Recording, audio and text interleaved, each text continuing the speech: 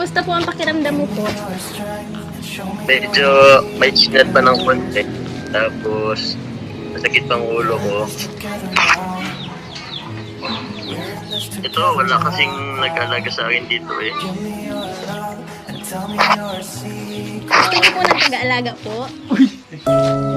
Ano sabi mo? Ano sabi mo? Gusto niyo po ng taga-alaga po?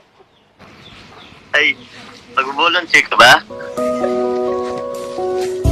Ay, Sige. Mag-volunteer ka ba? Pwede naman po. Sige, pwede ka man pupuntang kahit naman ng oras.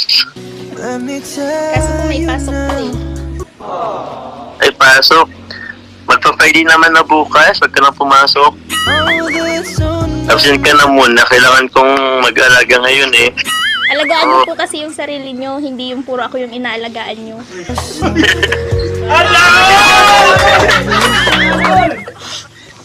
Ayaw mo ba nun?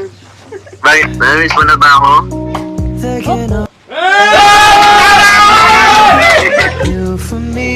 Pagaling na po kayo, di po ako sanay na wala kayo dito sa bahay.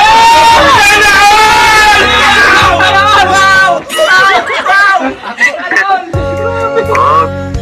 Next week, babalik na ako dyan. Mas sweet pala si Kuya pag nandiyan ka na lang.